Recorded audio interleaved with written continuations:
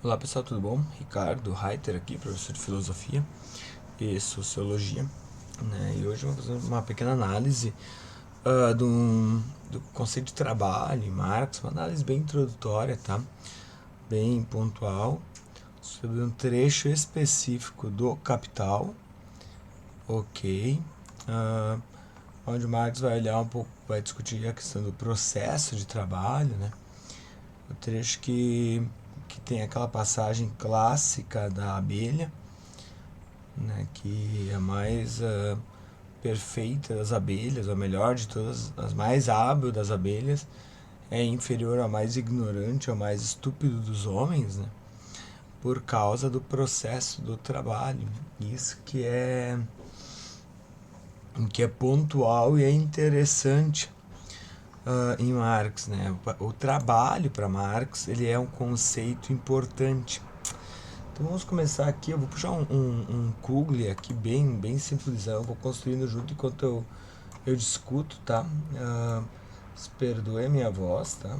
Tá bem difícil mesmo, mas acho que não vai atrapalhar tanto assim. Eu também não vou me estender muito, tá? Bem, nós vamos discutir a questão do trabalho, tá? No trabalho em Marx, ele... Aliás, eu já tinha escrito trabalho, né? O trabalho em Marx é toda e qualquer interferência, vamos colocar assim, uma interferência é uma ação. Que mais ele coloca lá no texto? É interferência, ação, se eu não me engano, é manipulação da realidade, né? Tá.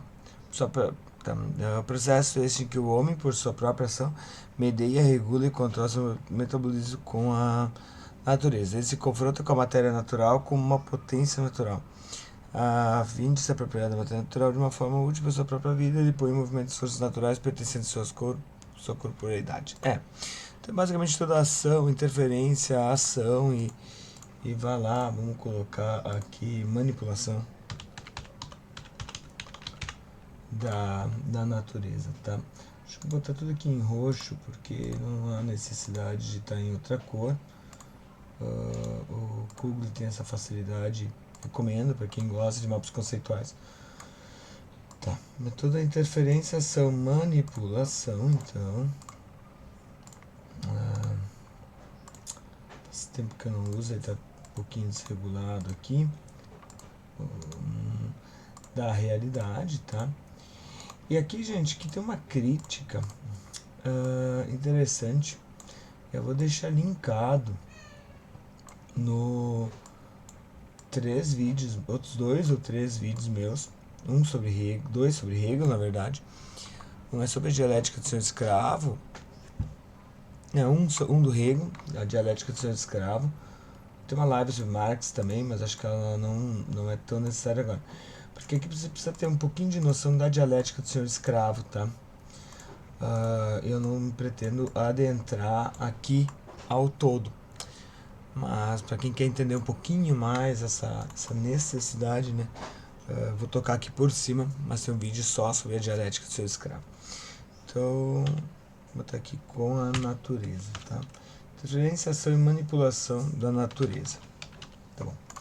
Existe uma necessidade aqui, um ponto interessantíssimo. Por que o ser humano precisa manipular a natureza, tá?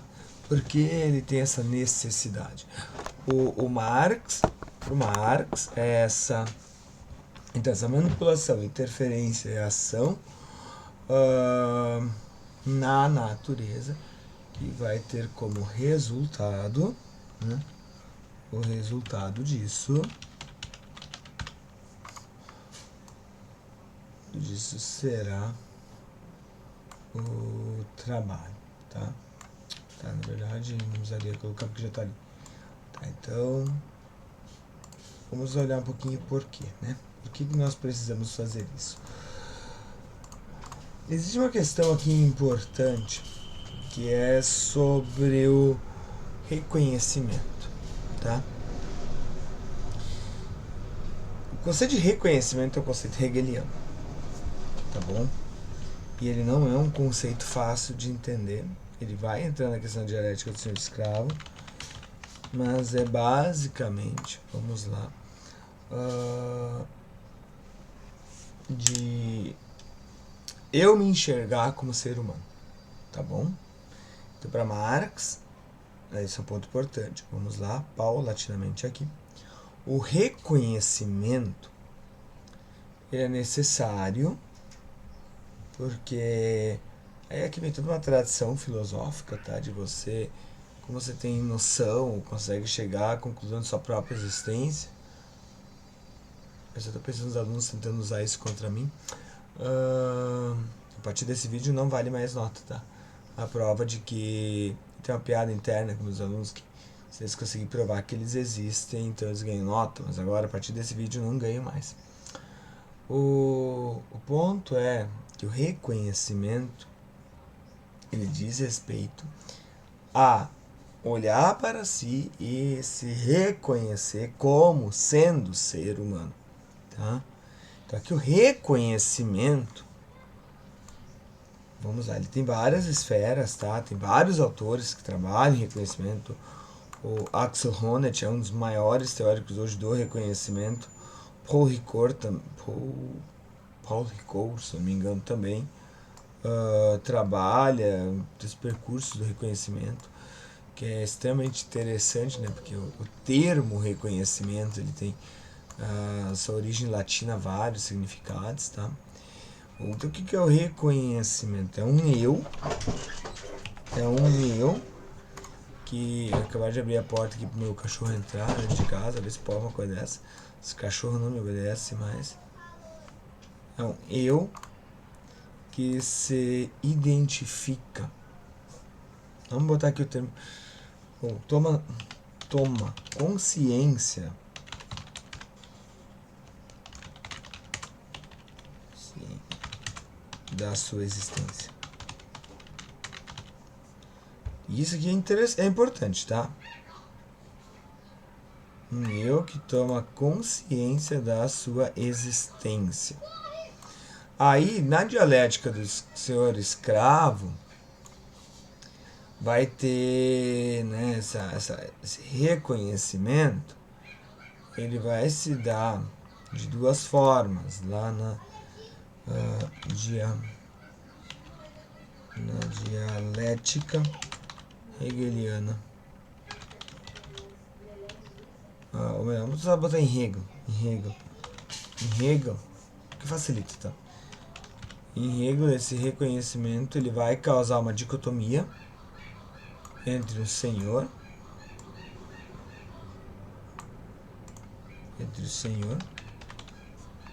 e entre o escravo,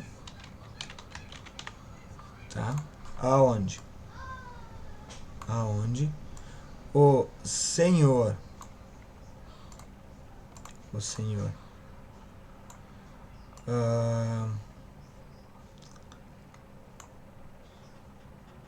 como é que eu poderia colocar aqui?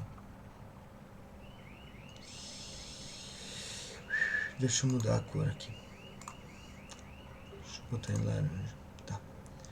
Que agora aqui vai ficar um pouquinho complicado. Vamos lá. Conforme que eu construí. Tá, a partir de Hegel, então, nessa dialética dos senhores escravos, vamos colocar assim. O senhor, para que ele possa... Deixa eu diminuir. O senhor, para que ele tome consciência... Vou botar aqui, alcance.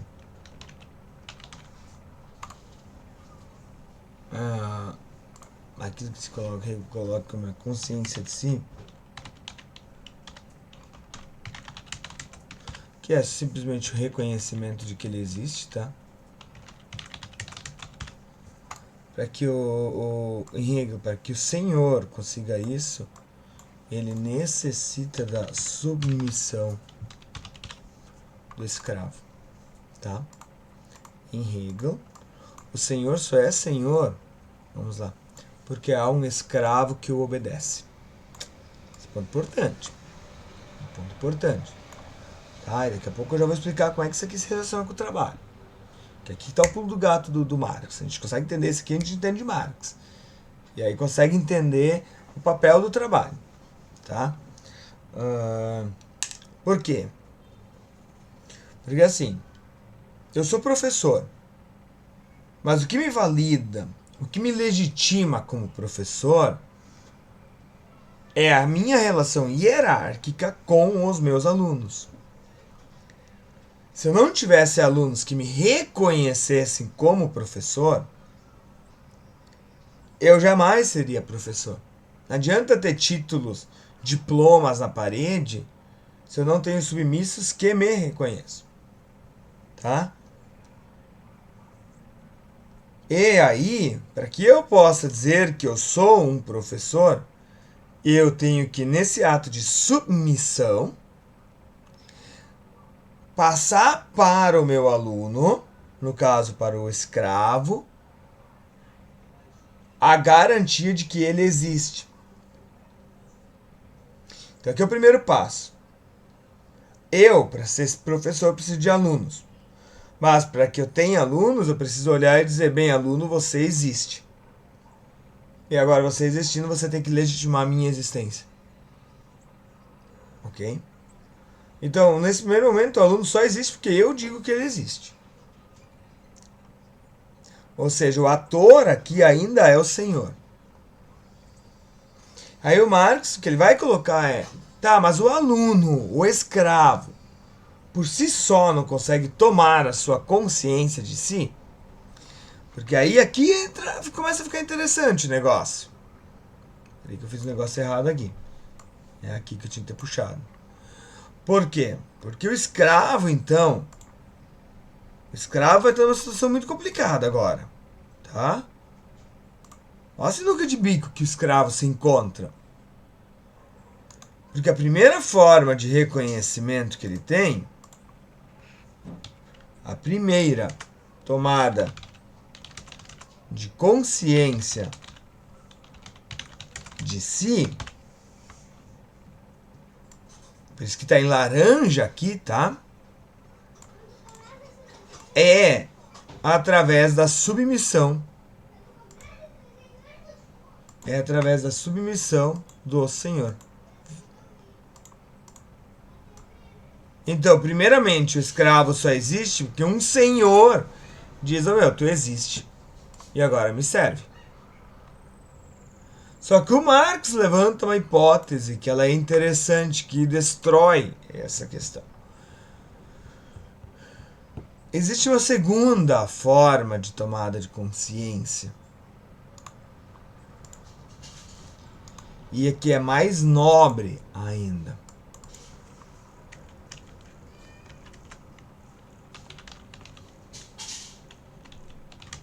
De consciência de si,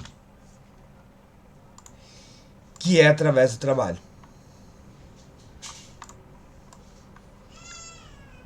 E aqui tudo se liga. E aqui nós começamos a entender o papel social que o trabalho vai ter para Marx. Que não vai ser uma coisa tão simples. No processo do trabalho, é na minha intervenção com a natureza que eu posso chegar e dizer, eu existo.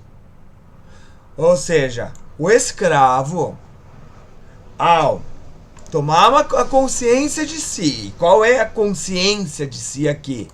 A consciência de que ele pertence, e ele compõe aquilo que nós chamamos de classe trabalhadora, né? A segunda tomada de consciência de si é que ele é um trabalhador. É ao reconhecer-se como trabalhador que ele vai poder dizer, eu não preciso do meu Senhor para me dizer que eu existo. Eu posso provar por mim mesmo a minha existência. Não, mas tu não existe, não sei o quê. Estão aqui as minhas obras. Está aqui a minha interferência, a minha ação, a minha manipulação na natureza, que são o meu atestado de que eu existo. É a mesma coisa que eu chegar para o aluno e dizer, tu não existe. Tu não é meu aluno. Tu não é meu aluno, então tu não existe. E o aluno diz, não, sou teu aluno sim. Então aqui as provas. Você pode não gostar de mim, você pode não querer legitimar a minha existência. Mas as minhas provas garantem a sua existência. Claro que isso não resolve o nosso problema lá de sala de aula, né, do paradigma cartesiano, que aqui a premissa é outra. Mas a questão da ideia do trabalho para Marx, ela tem esse pano de fundo aqui, tá? Que nem eu falei, eu trabalho um pouquinho mais de dialética do senhor escravo num outro vídeo, bem descrito, tá? Bem, então assim, por que Marx depois vai falar lá no Capital que até a mais estúpida, até a mais aba das abelhas consegue ser pior do que o mais estúpido dos homens, por causa do papel do trabalho, tá? Aqui tem uma... Vou botar papel mesmo. Papel não é o melhor termo, mas o que eu escrevi aqui? Papel. O papel que o trabalho vai desempenhar na vida humana. Deixa eu botar um quadradinho aqui. Escreve Marx lá no Capital. Deixa eu voltar a pegar meu texto aqui.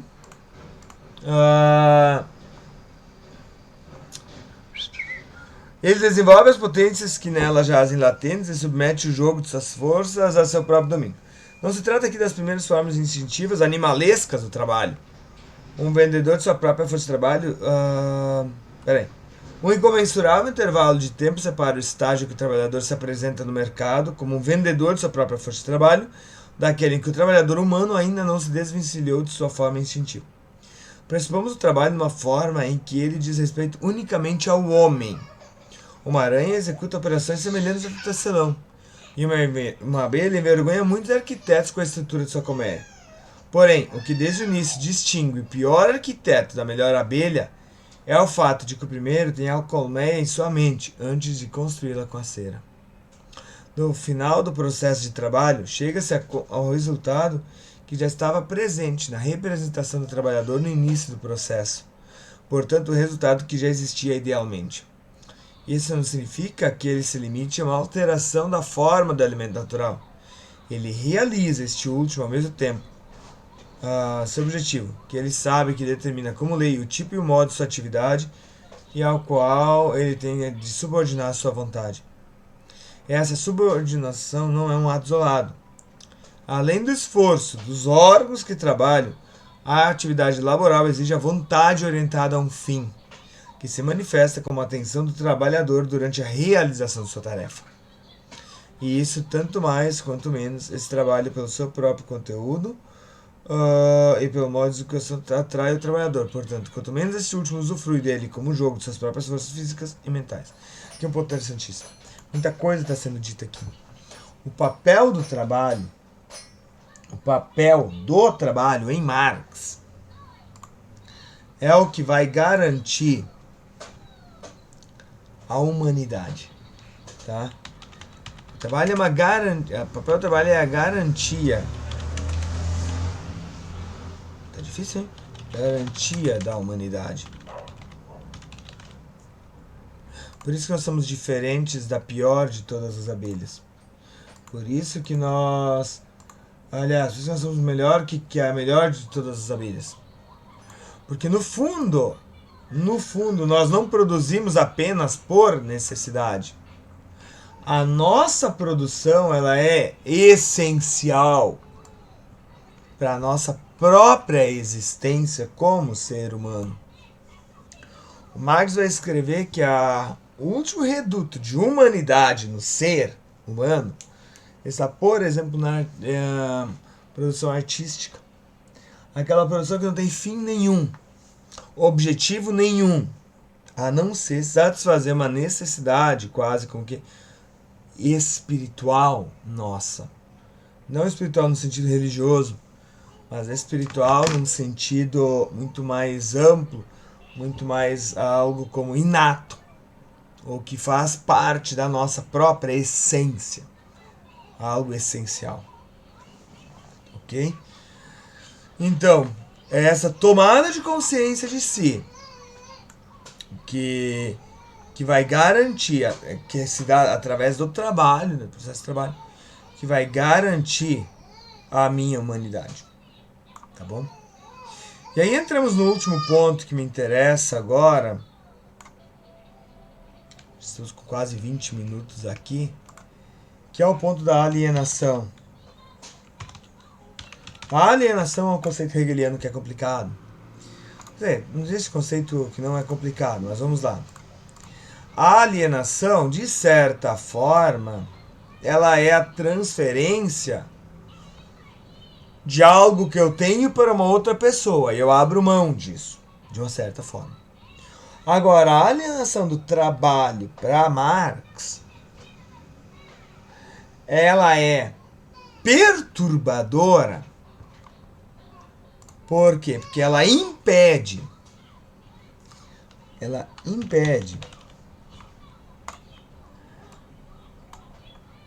eu ver se tem uma cor que eu não usei ainda. O bagulho é louco. Essa alienação para Marx do trabalho, ela vai impedir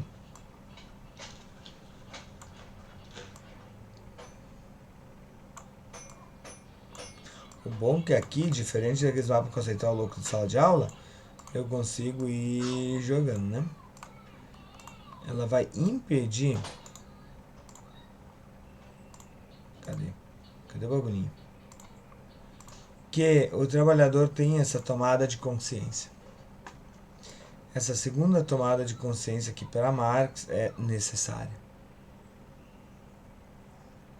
Tá? Esse é um problema sério para Marx. Porque à medida em que eu violo ou impeço o trabalhador de tomar consciência de si, eu mantenho ele preso num sistema onde a sua própria existência ela está restrita ou vinculada unicamente no Senhor. É uma relação de dependência cruel com o Senhor, né? Que se garante pelo sistema capitalista. Então a alienação aqui, por mais que Marx vai colocar 3 formas de alienação, né? A primeira é a da religião, nós não vamos adentrar tanto nelas. A segunda, se eu não me engano, é a política. Se eu não me engano, né? Se eu não me engano, alguém tá me ligando aqui, que audácia. Mas não entraremos nesse mérito, tá? A religião e a alienação do trabalho, elas têm uma relação aqui específica muito forte. Porque a alienação do trabalho, ela impede a consciência de si. Ela impede que o homem, o ser humano aqui, tá? O escravo, se liberte dos grilhões que o prendem ao seu senhor. E a religião, ela é utilizada para a manutenção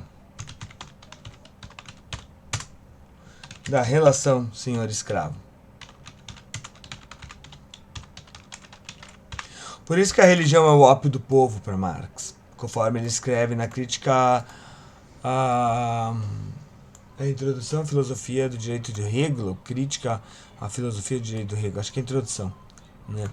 Lá no prefácio, onde ele vai escrever a religião, ela não rompe os grilhões que prende o escravo ao seu senhor, por isso que ela é o ópio do povo. Ela transfere para o plano ideal a libertação que deveria ser feita na Terra, né? Nós temos que romper essa relação senhor-escravo, essa submissão que ganha uma nova roupagem em Marx no capitalismo, né? Essa submissão se dá pelo capital, em Marx, tá? Em Marx ela vai se dar pelo capital. Peraí, deixa eu fazer isso aqui diferente. Deixa eu puxar Marx de alguma forma aqui. Que aqui nós estamos em Hegel, né? Mas deixa eu puxar o Marx aqui. Tá, vamos lá. Vamos meter o Marx aqui na ponta. Para Marx. Vai lá. Vai dar certo. Vai dar uma bagunça, mas vai dar certo. Para Marx, essa submissão só vai... Meu Deus, estou destruindo minha casa. É o capitalismo. É o capitalismo que vai garantir essa submissão. É o capitalismo que vai impedir os homens de se tornarem livres. É o capitalismo e nada mais do que o capitalismo. Por isso que o Marx ele é um crítico radical do capitalismo. Tá? Não é uma questão assim de birra apenas. Mas é uma questão de cunho de que o capitalismo ele simplesmente conseguiu garantir através de todas as suas ferramentas de alienação e de submissão que essa relação senhor-escravo nunca cabe. Sabe? Essa que é a birra. Esse que é o ponto para Marx. Todo e qualquer modo de alienação ela vai ter aqui, digamos, com sua origem, ou melhor, é o capitalismo que vai ser, de certa forma, a origem para Marx.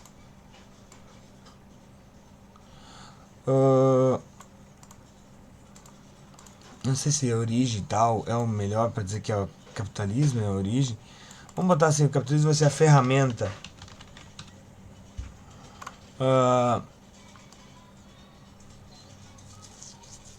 Não. Aqui vem a ferramenta é a alienação, né? Como é que a gente poderia colocar?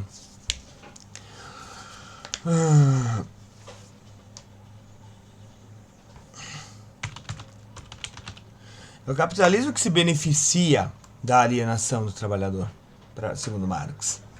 Fica melhor assim.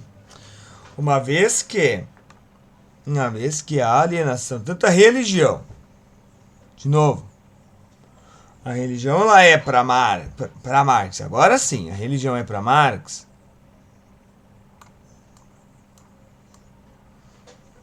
Uma ferramenta. Isso sim. A religião é para Marx apenas uma ferramenta do capitalismo. De manutenção do capitalismo. Por isso que o Estado capitalista, o Estado comunista de Marx, né? Ele tem a abolição da própria escravidão. Claro, sempre lembrando, gente, que Marx veio numa época que o Marx não experimentou nenhuma leitura, nenhuma possibilidade de religião que rompesse com isso. Ele não conheceu, por exemplo, a teologia da libertação. Ele não conheceu esse movimento que nós hoje vinculamos mais à esquerda religiosa com um instrumento de ruptura. Tá bom?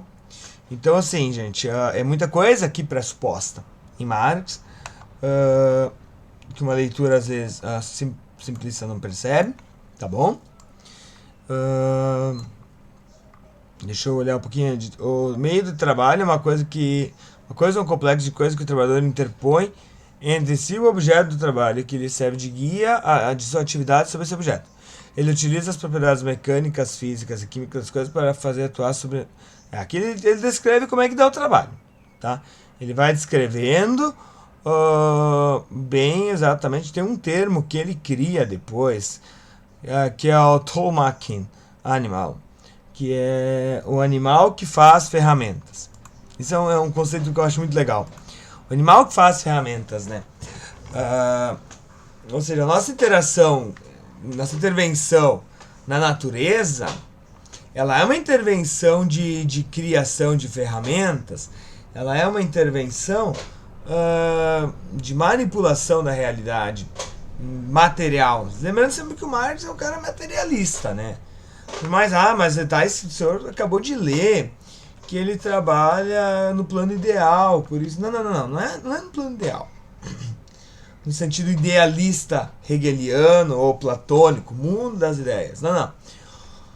O homem se difere do animal nessa interferência, ação e manipulação da natureza por causa do objetivo que ele busca. Tá?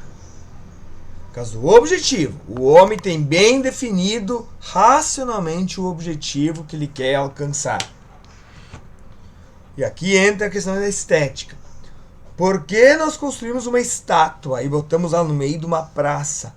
Isso não tem objetivo nenhum na satisfação das necessidades animalescas. Sobrevivência, proteção e reprodução. Levantar a porcaria de uma estátua, de quem tu quiser, no meio de uma praça, não satisfaz nenhum dos teus 3 instintos animalescos. Então, para que tu levanta? É uma questão muito mais voltada à estética. A necessidade de afirmar-se no mundo. E o que é esse afirmar-se no mundo? A tomada da consciência de si e a ruptura total com o Senhor. Gente, vamos parar por aqui, acredito eu. Só para finalizar rapidinho, então. Voltando, só para... esqueci. Aqui entra, só para amarrar isso também com a questão da ideologia, né? Da alienação, na verdade.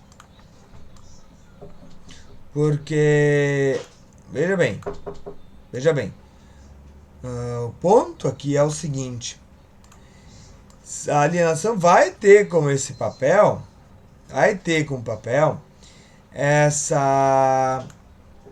tentativa de violar isso, a tentativa de romper com essa total possibilidade de eu me afirmar no mundo.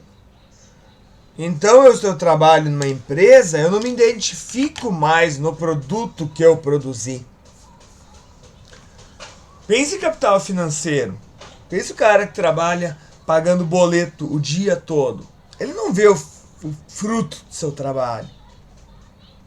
O cara que trabalha numa grande linha de montagem, onde ele aperta um parafuso, ele não identifica no objeto final, que é o carro, o parafuso que ele apertou.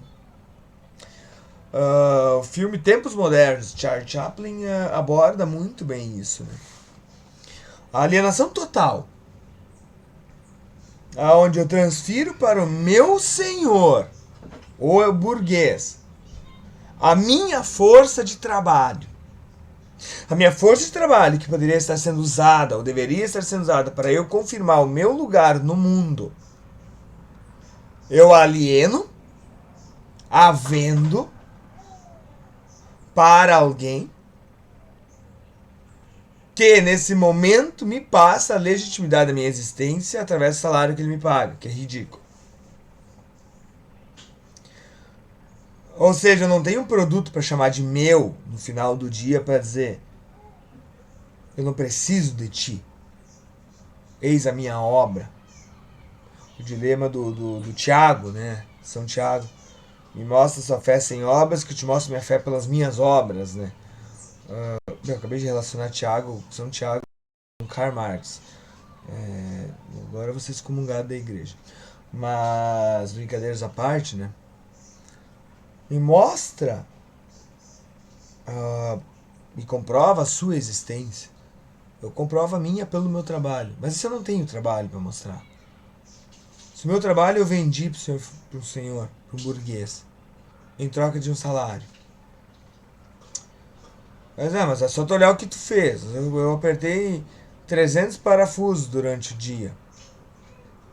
E aí eu olho pro produto final e não consigo identificar ali o parafuso. Eu apertei. Mas o que tu apertou? É alguma coisa ali. Não tem um atestado, algo pra dizer assim, tá ali, ó. Não tem, eu perdi. Eu perdi a minha oportunidade, a minha chance, a minha natureza de me afirmar no mundo. Agora sim, paramos por aqui, gente. Muito obrigado para quem assistiu até aqui. Espero que esta breve videoaula de meia hora, 35 minutos agora, tenha garantido, eu tenha conseguido elucidar um pouco essa questão da relação do trabalho com o ser humano em Marx, atendendo muito aqui para o ser humano. O verbo ser, na filosofia, ele é um verbo muito importante, um verbo que remete a uma existência, né? uma essência e não uma mera existência. Eu sou e não estou. né? Então, eu sou o trabalhador à medida em que eu consigo, através do meu trabalho, me afirmar no mundo. Fora isso, eu estou apenas sendo um trabalhador, ou estando aqui melhor como um trabalhador. Enquanto eu estou aqui como trabalhador, qual é o resultado final? Nenhum. Porque eu não tenho nada. Não tenho nada do meu trabalho no final. Essa é a crítica do Marx. Bom, é isso. Espero que vocês fiquem bem. Marx é um autor sempre controverso. Mas nos vemos, quem sabe, nos próximos vídeos. Eu posso trazer mais alguns aspectos, ou até outros autores, né? Esse vídeo ficará disponível no nosso querido canal no YouTube, que está bem parado. Mas a pretensão também nunca foi, sei lá, virar youtuber, né? O YouTube a gente usa ali como uma ferramenta. Forte abraço, fiquem bem. Tchau. Vou finalizar aqui agora.